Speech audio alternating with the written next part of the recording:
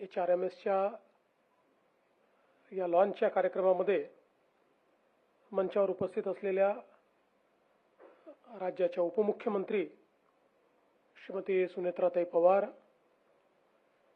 विधानसभेचे अध्यक्ष राहुल नार्वेकरजी, सहकारी मंत्री मंगलप्रभात लोढाजी, जयकुमार रावलजी, राज्याचे मुख्य सचिव श्री राजेश अग्रवालजी, ज्यांनी हे संपूर्ण कार्य 2 वर्ष मेहनत करून इथपर्यंत आणलं, त्या अपर मुख्य सचिव श्रीमती व्ही राधा, उपस्थित सर्व अधिकारी कर्मचारी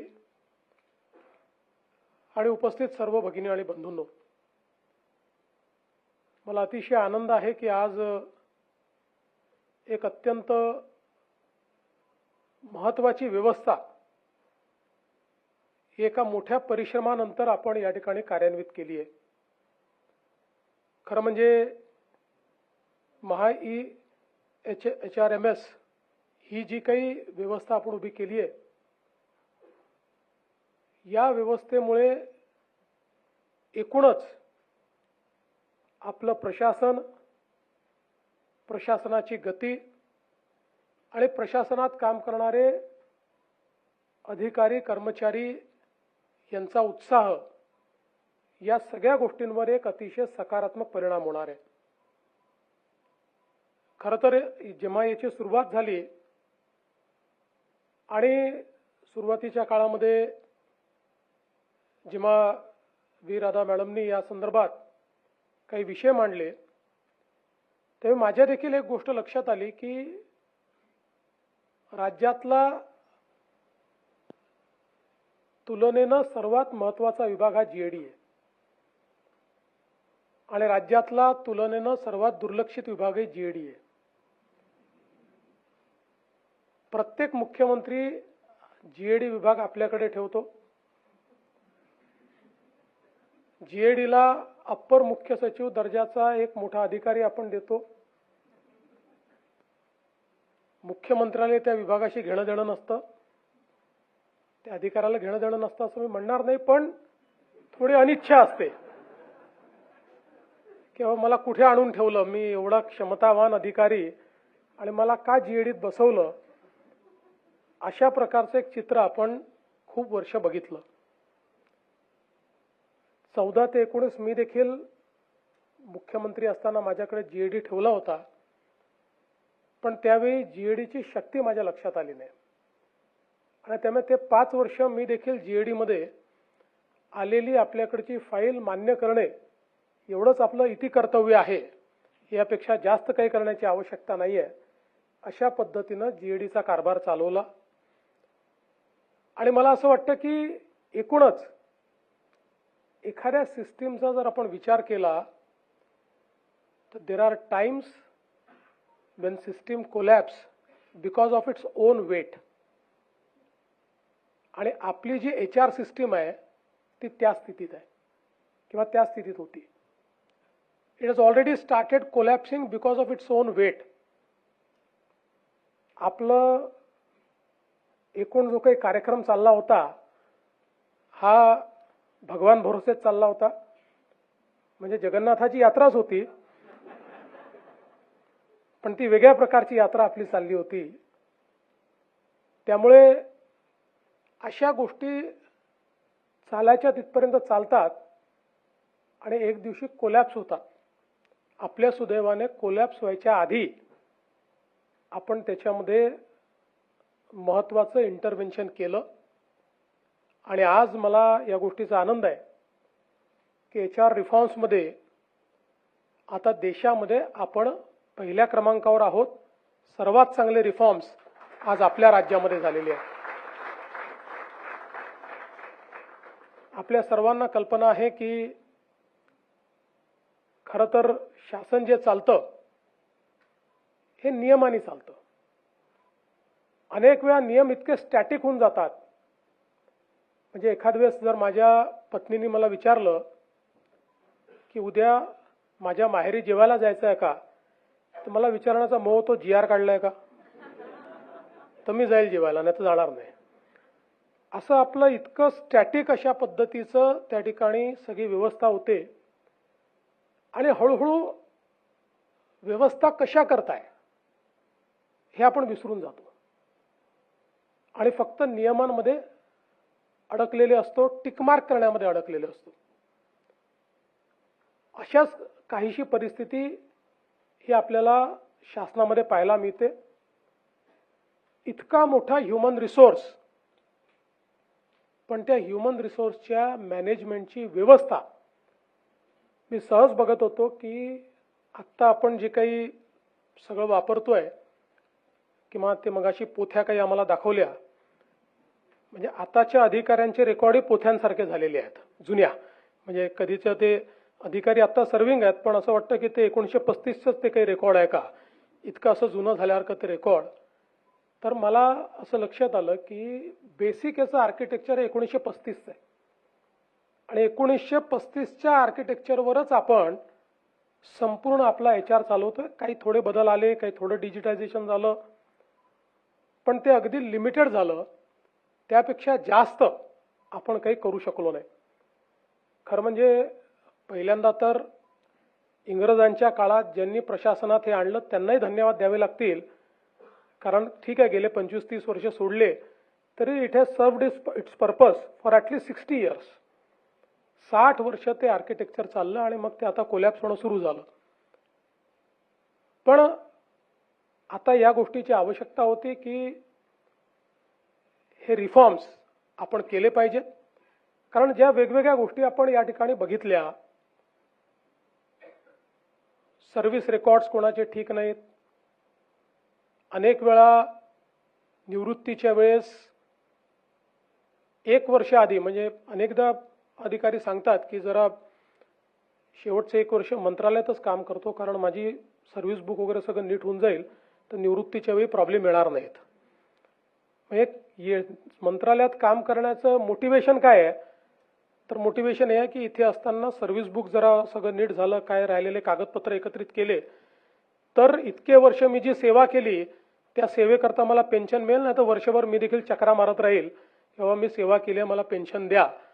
तर अशा पद्धतीचं जे काही आपलं संपूर्ण कार्य, किंवा मगाशी जसा राधा मॅडमने उल्लेख केला की एखाद्या कर्मचाऱ्याच्या अधिकाऱ्याच्या जीवनामध्ये जे काही मोटिवेशन्स असतात त्यातलं एक मोटिवेशन हे प्रमोशन असतं. कोणाच्याही जीवनात असतं की आपण चांगलं काम केलंय, आता आपला अधिकार आहे ते आपल्याला मिळालं पाहिजे. पण जर 40 हजार कर्मचारी छोट्या छोट्या कारणाने प्रमोशन करता त्या ठिकाणी जर प्रलंबित असेल, त्यांना मोटिवेशन काय आहे, वर्कचं मोटिवेशन काय आहे, आणि इतक्या मोठ्या सिस्टीममध्ये डिमोटिवेटेड अशा प्रकारचा ह्युमन रिसोर्स घेऊन कोणची सिस्टीम काम करू शकते. त्यामुळे चाललंय तसं चाललंय, या पद्धतीनं आपण जे काही काम त्या ठिकाणी करत होतो त्याच्यामुळे अनेक लोकांचे अपार त्या ठिकाणी नाहीत. म्हणजे मला मध्यंतरी मॅडमनी ज्यावेळेस ब्रीफिंग दिलं त्यावेळी सांगितलं की इतक्या लोकांचे तर याकरता अडले आहेत की आता अपार नाहीत, आणि आता त्याची सिस्टीम इतकी रिजिड आहे की ज्यांनी लिहायचे ते रिटायर झाले आहेत, काहींनी लिहिले तर ते कुठे आहेत हे माहिती नाही, ते सापडत नाहीत. त्यामुळे आता पुन्हा ती सगळी सिस्टीम करून आणि मग त्यांच्याकरता ते सगळं क्रिएट करा, मग त्यांचं प्रमोशन होईल. या सगळ्या गोष्टी ज्या आहेत या सगळ्या गोष्टी कुठेतरी ट्रान्सफॉर्म करण्याची आवश्यकता होती आणि म्हणून ही सगळी जर्नी सुरू झाली. विशेषतः आपल्याकडे माहिती आहे आपण GRनी चालतो, मगाशी मी सांगितलं, आणि आपण इतके GR काढतो आणि मग अनेक वेळा जर एकाच विभागामध्ये एकाच विषयाचे GR आपण पाहिले तर ते एकमेकाला कॉन्ट्रॅडिक्ट करणारे 10 GR आपल्याला पाहायला मिळतात. कारण GR ही जरी आपली इन्स्टिट्यूशनल मेमरी असली तरी ती स्टॅटिक मेमरी आहे. एक GR काढताना 2 GR आधीचा GR काय होता आपल्याला माहिती नाही आहे, कदाचित मागचा माहिती आहे. अर्थात त्याच्यामध्ये आपली एक पद्धती चांगली आहे, अनेक वेळा GR काढताना या GRद्वारे आपण जुने सगळे GR रद्द करतो, त्यामुळे तोच मग गॉस्पेल ट्रूथ होतो. पण असं प्रत्येक वेळी आपण करत नाही, आणि म्हणून मग अशा सगळ्या परिस्थितीमध्ये हे सगळे GR एकत्रित होणं, त्याचा मास्टर GR तयार होणं, अशा मला असं वाटतं की एक प्रकारे इतकं मोठं धनुष्य पेलायचं होतं. पण या सगळ्या गोष्टी आपल्या ज्या काही GPR आहेत, कारण सगळ्या प्रोसेसेस जेव्हा आपण तयार केल्या त्यावेळच्या आपल्या आवश्यकता आणि आजची परिस्थिती, त्यावेळचे उपलब्ध असलेले टूल्स आणि आजचे टूल्स, या सगळ्या गोष्टींमध्ये इतका परिणामकारक बदल झालेला आहे. त्यामुळे मोठ्या प्रमाणात या प्रोसेसेसचं रिइंजिनिअरिंग करणं हे देखील अत्यंत आवश्यक होतं. आणि मग हा जो काही 2 वर्ष प्रवास चालला, इतक्या मोठ्या प्रमाणात खरं म्हणजे त्याचं नेतृत्व आपले ACS GADनी केलं, अतिशय उत्तम केलं. आपले मुख्य सचिव असतील किंवा सगळ्या विभागांचे सचिव असतील, या सगळ्या विभागांच्या सचिवांनी त्याला अतिशय चांगल्या पद्धतीनं रिस्पॉन्ड केलं. आणि त्यांनीच नाही तर शेवटी सचिव तर हेड असतातच, पण त्याच्या खालची टीम महत्त्वाची असते की ज्या टीमने हे सगळं डेटा कलेक्शन करणं, कोलेक्ट करणं, त्याच्यामध्ये सुधारणा करणं, त्या सगळ्यांनी खूप चांगलं काम केलं. आणि अर्थातच आमचं कार्यालय देखील पूर्णपणे याच्यासोबत काम करत होतं. क्लोज कोऑर्डिनेशनमध्ये शिखर परदेशी असतील किंवा आमचे तेव्हाच्या ACS असतील, आताचे ACS असतील, असे सगळे हे सातत्याने यामध्ये क्लोज कोऑर्डिनेशनमध्ये काम करत होते. आणि ज्या काही टप्पे आपण ठरवले होते त्या प्रत्येक टप्प्याला मला असं वाटतं की अपेक्षेप्रमाणे खूप चांगल्या पद्धतीचं काम या ठिकाणी झालं. आणि त्यातनं हे सगळं इव्हॉल्व्ह होत गेलं. आणि आज आपण बघितलं की जे काही लॉन्च आपण केलेले आहेत ते खूप चांगले आहेत. म्हणजे आता सर्व्हिस बुकपासनं तर म्हणजे एक थोडक्या शब्दात सांगायचं झालं तर एखाद्या कर्मचारी ज्यावेळेस आपला सिलेक्ट होतो त्याचं सिलेक्शनचं जे पत्र आहे त्या पत्रापासनं तर तो रिटायरमेंट ज्यावेळेस घेतो तर रिटायर होत असताना त्याला जे काही द्यायचं आहे त्याचं पत्र किंवा त्याला जे काही त्या फॉर्मॅट मध्ये त्याला जे काही मिळणार आहे, या सगळ्या गोष्टीचं एक अतिशय सीमलेस अशा प्रकारचं आर्किटेक्चर आपण तयार केलं. आणि त्याच्यामध्ये या सगळ्या गोष्टी वेळेवर होत राहतील असं कनेक्टेड आर्किटेक्चर हे या ठिकाणी तयार झालेलं आहे. त्याचं पत्र ज्यावेळेस आपण इश्यू करू त्या पत्रापासून त्याचा जो जर्नी सुरू होईल, त्यांनी घेतलेलं कुठली सुट्टी असेल तर ती रजिस्टर होईल, त्याला जे काही वेगवेगळ्या पद्धतीचे फायदे आहेत ते रजिस्टर होत जातील, त्याच्याकरता किंवा त्या केडरकरता घेतलेला जो निर्णय आहे तो होत राहील. हे सगळ्या गोष्टी ज्या आहेत आता नव्याने एंट्री करायची आवश्यकता नाही आहे, तर त्या सगळ्या गोष्टी ऑटोमॅटिक त्याच्या बुकवर एंटर होत जातील, ते बिल्डअप होत जाईल. आणि केवळ त्याच्या जर्नी करता नाही तर आपल्या एकूण HR मॅनेजमेंट करता ही संपूर्ण व्यवस्था अतिशय चांगल्या प्रकारे डायनामिकली आपल्याला वापरता येईल. त्यातनं जो आपला अधिकारी कर्मचारी आहे त्याच्याकरताही हा एक चांगला एक्सपिरियन्स असेल. त्यालाही आपलं स्वतःचं जीवनाचं प्लॅनिंग करण्याकरता त्यातनं एक चांगल्या पद्धतीचा फायदा मिळेल. आणि एकूणच आपल्या प्रशासनाला गतिमान करण्याकरता ज्या गोष्टी करण्याची आवश्यकता आहे त्या सगळ्या गोष्टी या सगळ्या एक्सपिरियन्समुळे आपल्याला करता येतील. आणि अर्थातच यामध्ये याचे जे वेगवेगळे व्हर्जन्स आपण चालू केलेले आहेत, मोबाईल व्हर्जन आहे, मगाशी आपण जसं बघितलं की तुम्हाला मोबाईल व्हर्जनवर त्या ठिकाणी स्वतःचं तर सगळं मॅनेजमेंट करताच येईल, प्लस त्याच्यासोबत आपल्याला अर्जंट फाईल्सच्या संदर्भातली काही त्या ठिकाणी कारवाई करायची असेल तर ती देखील आपल्याला त्या माध्यमातून करता येईल. याचा दुसरा अर्थ असा आहे की आता सुट्टीच्या दिवशीही समजा आम्हाला कोणी सांगू शकणार नाही की त्या दिवशी सुट्टी होती, आम्ही शनिवारी पण फोन करून सांगू की आता हे अप्रूव्ह करून टाका आणि तुम्हाला ते मोबाईलवर अप्रूव्ह करावं लागेल. तर त्याच्यामुळे आता तो एक आपली ती काय म्हणतात थोडी स्वतंत्र आपलं कमी होईल.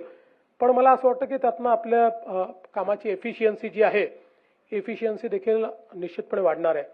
वेगवेगळ्या प्रकारचे जे काही असिस्टंट तयार झालेले आहेत, या असिस्टंट आहेत, चॅटबॉक्सेस आहेत, याचा फायदा असा आहे की ओव्हरऑल आपल्याला सगळ्या मॅनेजमेंट करता आता कुठली गोष्ट शोधायची आवश्यकता नाही आहे. आपल्या सर्च इंजिनमध्ये गेलं की सगळ्या गोष्टी आपल्याला उपलब्ध आहेत. त्यामुळे त्यांनी आपली एफिशियन्सी खूप वाढणार आहे. मला असं वाटतं की खूप चांगल्या पद्धतीनं याचं जे डिझाईन झालेलं, मी NICचं देखील अतिशय मनापासून अभिनंदन करेन. कारण जसं मॅडमने सांगितलं की इट वॉज एव्हर इव्हॉल्व्हिंग अशा प्रकारचा प्रोजेक्ट होता. आणि मला असं वाटतं की हे आता तुम्ही केल्यामुळे आता देशभरामध्ये याचं रेप्लिकेशन करण्याकरता NIC ला त्याचा निश्चितपणे फायदा होईल. आणि या सगळ्या असिस्टंट्सच्या माध्यमातून खूप चांगल्या पद्धतीचं हे कार्य आपल्याला करता येईल. यामध्ये विशेषतः आपण बघितलं की काही गोष्टी ज्या तयार केलेल्या आहेत, म्हणजे मेंटॉर मेंटी याला केवळ आपण मेंटॉर मेंटीच्या रूपानं बघण्याचं कारण नाही, तर it is creating a new institutional memory. कारण कोणी केलेलं काम हे आपल्याकडे डॉक्युमेंट करून ठेवण्याची पद्धत नाही. म्हणजे समजा 2015ला आलेल्या दुष्काळात आपण काय काय केलं याचं डॉक्युमेंट नाही आहे. हा मेमरी याकरता आहे की अजून ते अधिकारी आपले कार्यरत आहेत, ते रिटायर झालेले नाहीत. पण ते रिटायर झाल्यानंतर मात्र आपल्याकडे कुठलीही सिस्टीम नाही आहे. त्यानंतर त्यांनाच फोन करून विचारावं लागेल की ते 15ला आला होता, तर मग तुम्ही सांगोल्याला काय केलं होतं, मग तिथे चारा डेपो कुठे बनवला होता, मग कुठल्या भागात ते झालं होतं, असं आपल्याला त्याचा ते त्यांना विचारल्याशिवाय आपल्याला ते समजणार नाही.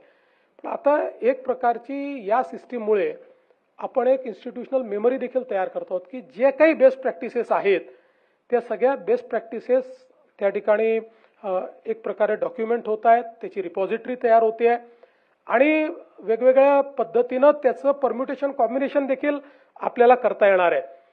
इतके अधिकारी इतकं चांगलं काम करत असतात, पण त्यांनी केलेलं जे काम आहे ते त्या काळापुरतं आपण लक्षात ठेवतो. कधीतरी एखादा आपला गतिमानता पुरस्कार वगैरे असा त्यांना देतो, परंतु त्यानंतर फार काळ ते काम काही कोणी लक्षात ठेवत नाही. दरवेळेस रिइन्व्हेंटिंग द व्हील अशा पद्धतीनं आपण काम करत असतो. पण मला असं वाटतं की या पद्धतीमुळे त्याचंही चांगल्या पद्धतीचं डॉक्युमेंटेशन आपण करू शकू आणि त्यातनं ज्यांना बेस्ट प्रॅक्टिसेस रेप्लिकेट करायचे आहेत किंवा नेहमी आपण असं म्हणतो की you have to build on it. So एखादी बेस्ट प्रॅक्टिस आपण बघितल्यानंतर आताच्या परिस्थितीमध्ये त्यापेक्षा चांगलं काय करता येईल, त्याच्यामध्ये काही राहिलं होतं का, काही लॅकुनाज होते का, ते दूर कसे करता येतील, याचाही विचार हा आपल्याला निश्चितपणे त्या ठिकाणी करता येतो. आणि म्हणून मला असं वाटतं की या सगळ्या ज्या काही व्यवस्था आपण या ठिकाणी उभ्या केलेल्या आहेत, मोबाईल ॲप्स असतील किंवा संपूर्ण या ठिकाणचं मेंटॉर मेंटी पोर्टल सारखं पोर्टल असेल, आणि सगळ्या गोष्टी पोर्टलवरही आहेत आणि मोबाईलवरही अवेलेबल आहेत. त्यामुळे मला असं वाटतं की आपल्या सगळ्यांना आपली गती वाढवण्याकरता खूप चांगला यातनं फायदा मिळणार आहे. एकच छोटं उदाहरण मी सांगतो की आत्ताच आपल्याकडे गेल्या काही वर्ष दीड वर्षामध्ये आपल्या शिक्षण विभागामध्ये एक जो काही घोटाळा आपल्या लक्षात आला की कसं आपल्याकडे होतं, आंधळ दळतं कुत्रपीठ खातं असं आपण नेहमी ऐकायचो.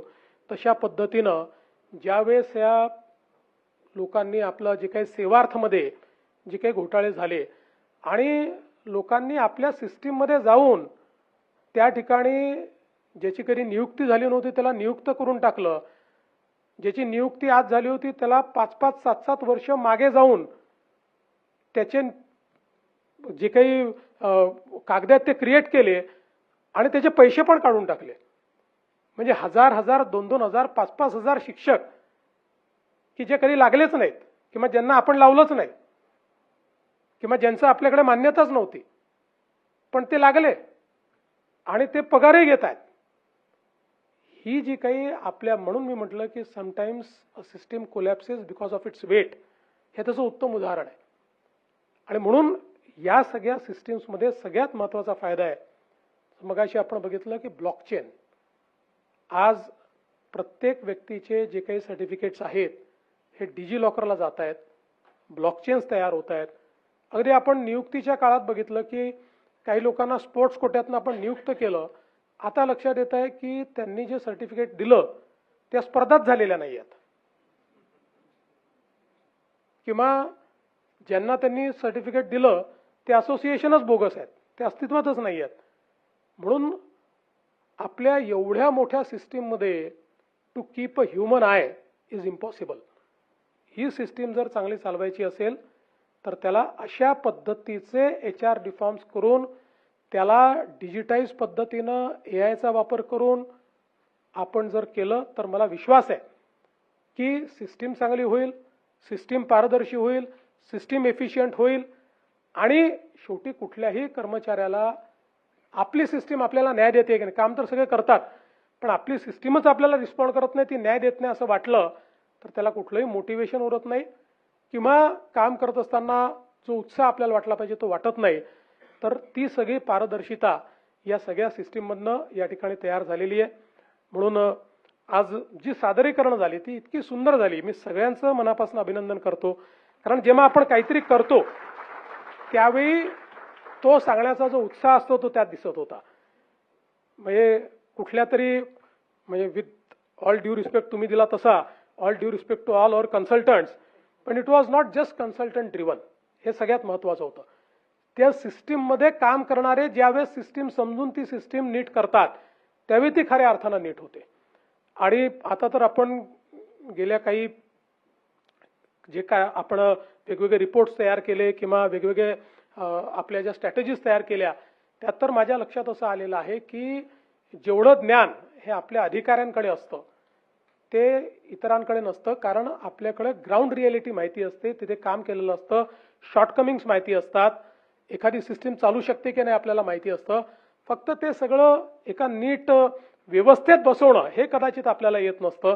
आणि म्हणून मी खरोखर सगळ्यांचं अभिनंदन करतो की अतिशय मनापासून कामही केलं, अतिशय मनापासून सगळ्यांनी प्रेझेंटेशन्स देखील या ठिकाणी केले. ते उत्तम अशा प्रकारचे प्रेझेंटेशन्स होते. त्यातनं खरोखर काय परिणाम त्यातनं आपण साधतो तो परिणाम आपल्याला या ठिकाणी पाहायला मिळाला. आणि म्हणून या सगळ्या टीमचं मी अतिशय मनापासून अभिनंदन करतो. अनेक लोक याच्यामध्ये असे असतील की ज्यांनी काम केलं आहे पण त्यांचं कदाचित नाव आलं नसेल, त्यामुळे अशा सगळ्यांचं देखील तुम्ही माझ्या वतीनं मॅडम सगळ्यांना कन्वे करा की we are very happy about all these reforms. आणि हे जे काय आज EHRMS आपण सुरू केलेलं आहे it's a path breaking step आणि फार चांगलं काम तुम्ही या ठिकाणी केलेलं आहे. खरं तर मला असं वाटतं की मी राधा मॅडमचं याकरता विशेष अभिनंदन करेन की यापूर्वी अनेक वेळा GADत अनेकांनी चांगलं काम केलं, पण त्या अशा होत्या की ज्यांनी त्यांना अर्थातच आपल्या केंद्र सरकारने तिकडे बोलवणं केलं होतं आणि त्यांना चांगलं पद देखील त्या ठिकाणी द्यायचं होतं. तसं आम्हालाही सांगितलं होतं की आता यांना ठेवलं तुम्ही आता परत पाठवा, पण त्यांनी हा निर्णय केला की नाही, हे काम मी हातामध्ये घेतलं, हे पूर्ण केल्याशिवाय मी जाणार नाही. आणि त्यांनी तो निर्णय करून आणि या ठिकाणी या कामाच्या पाठीमागे पूर्ण शक्ती आपली लावली. म्हणून मी त्यांचं विशेष अभिनंदन करतो. मला विश्वास आहे ही उत्तम सुरुवात आपण केली आहे. एक अतिशय चांगल्या एका स्तराला आपण गेलो आहोत, पण आपल्या सगळ्यांना माहिती आहे की दिस इज अ बिगिनिंग. म्हणजे चांगल्या गोष्टीचं काम आपण केलेलं आहे, त्याचा प्लॅटफॉर्म आपण बिल्ड केला आहे. आता बेस्ड ऑन दिस प्लॅटफॉर्म आपल्याला अनेक गोष्टी बिल्ड करायच्या आहेत. त्या बिल्ड करण्याकरता आपल्या सर्वांना मी खूप मनापासून शुभेच्छा देतो आणि असंच आपलं कार्य पुढे जात राहावं अशी ईश्वराला प्रार्थना करून मी माझे 2 शब्द संपवतो. धन्यवाद. जय हिंद, जय महाराष्ट्र.